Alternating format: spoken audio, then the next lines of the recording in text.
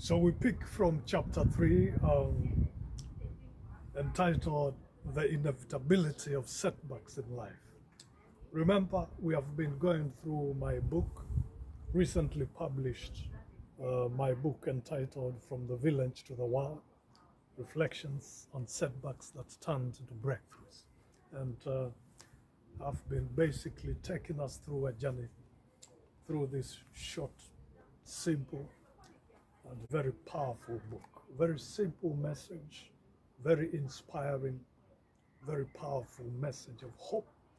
Um, one of my missions in life and one of my life assignments is to inspire the world and to heal the brokenhearted and to comfort those who are hurting and those who are in pain. It's one of my God-given assignments in life, and um, in my efforts to fulfill this assignment, I recently published a book which is a message of hope and inspiration, borrowing from my own life story and from some few stories in the Bible. Uh, One of the reviews on my book on Amazon by Douglas Fievel, an author based in America, says that Jeremiah has constructed a practical, biblically founded tool to help us live our lives as overcomers. Through easy to understand stories drawn from his life and the scriptures, he demonstrates how our problems, shortcomings, and failures may be utilized to lead us to higher, more solid ground. In other words, he is saying that Douglas Fievel, the author of Uncommon Character and Unheralded Heroes, is saying that this is a piece of information which is meant to empower us to rise above failure, to rise above shortcomings, to rise above our own problems. And yes, indeed, I've used my life story, rising up above my challenges in the village, our family's challenges in the village in Kenya, and being able to overcome poverty. Now, in chapter 3 of this book, I'm drawing from the first two, and I'm arriving at a conclusion that setbacks in life are inevitable. We will not get to a point or a place in this life where we will not be dealing with some pressing challenges and some opposing forces which are trying to cripple us or to stop us from achieving what we believe we should achieve. There's always going to be some hindrance of some sort, some battle to fight, some challenge to overcome. And this is why I'm stating here that the human experience here on earth has its inherent obstacles and setbacks. I'm not trying to say that there are no great experiences, there are no wonderful times in our lives. There are indeed some amazing seasons and some times when we will be celebrating victory after victory. But there will definitely be times when we will be having to deal with some battle of some sort, some difficulty, some challenge, some obstacle. And therefore, I'm saying here that we all battle various obstacles, opposing forces as we live in this world. Thus, we experience the world's brokenness in unique, idiosyncratic ways. We live in a fallen world that is hurting, and every form of brokenness is around us. The brokenness of our world manifests in different shapes, including the following. I've given a list of some examples, and this could be broken families, fallen businesses. We go through the loss of loved ones. We go through spiritual bankruptcy, depression, poverty, mistakes, addictions, pandemics.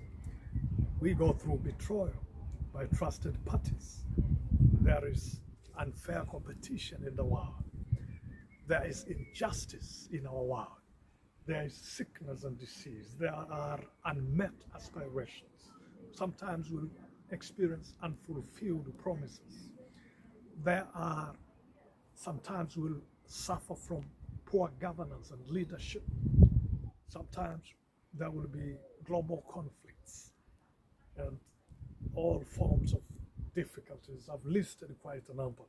And I'm saying that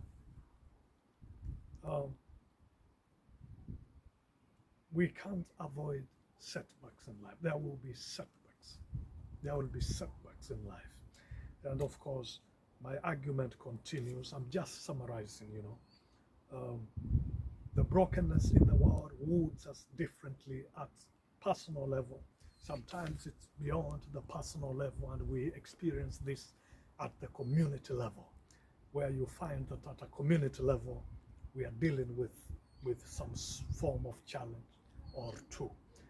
And an example that will be experienced at a community level is, for instance, that of poor governance or some form of injustice that is affecting an entire community or even a nation.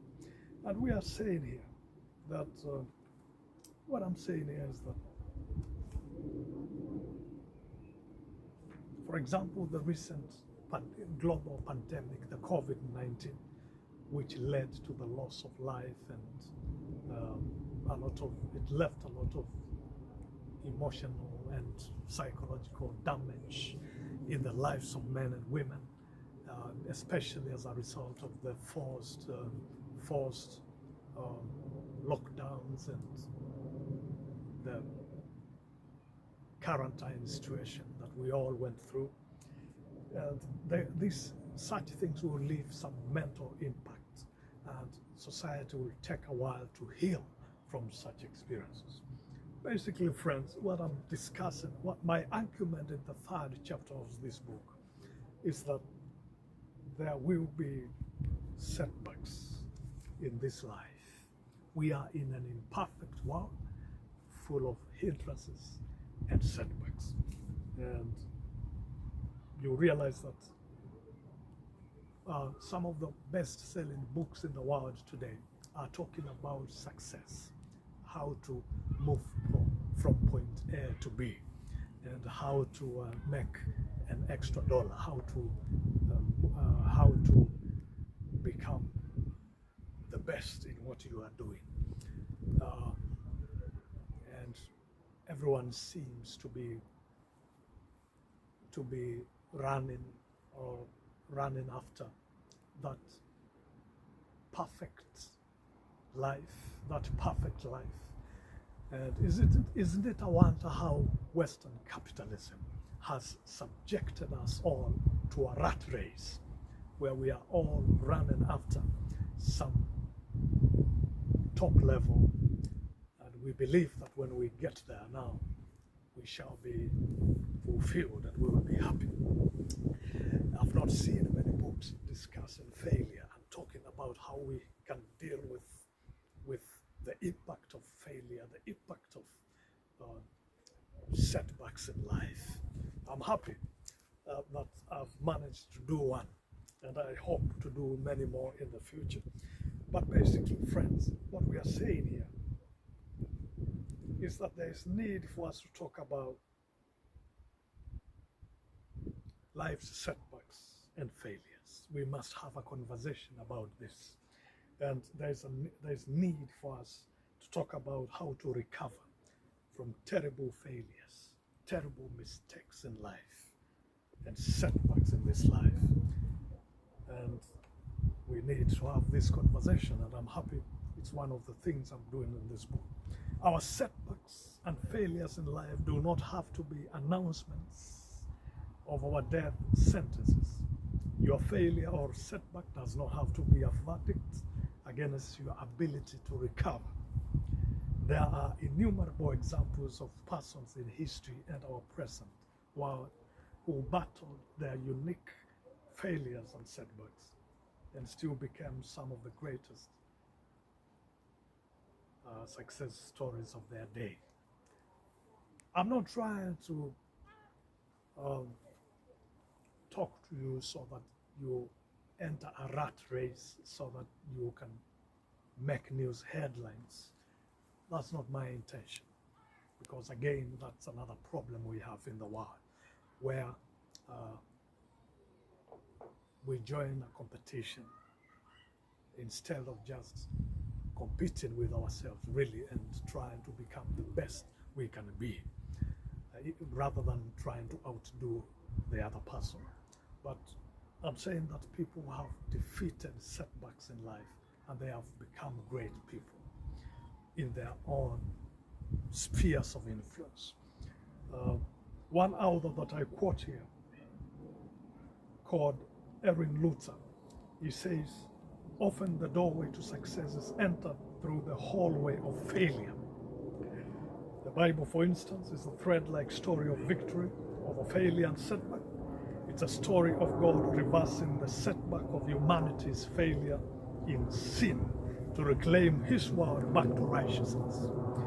Many individuals in the Bible made poor choices that led to shameful failures in their lives, but sought God for restoration and had very victorious comebacks.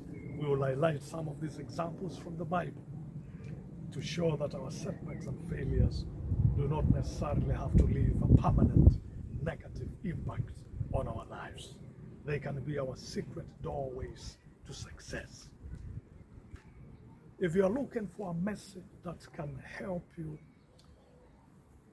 recover from failure, then there is such a message in this book, and I hope that as I take us through a journey in this book, and as I keep speaking on online platforms and even in some talks as I participate in whatever platforms God will give me across the world, as I speak across the world, because God is opening doors for me to speak to people, whether it be online or physical. It's all wonderful, and we thank God for these opportunities.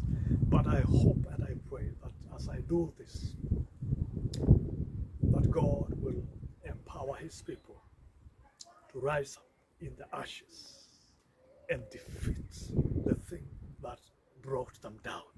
It is my prayer that as I speak about this and as we go through this journey, that God will help us to convert setbacks to opportunities for breakthrough.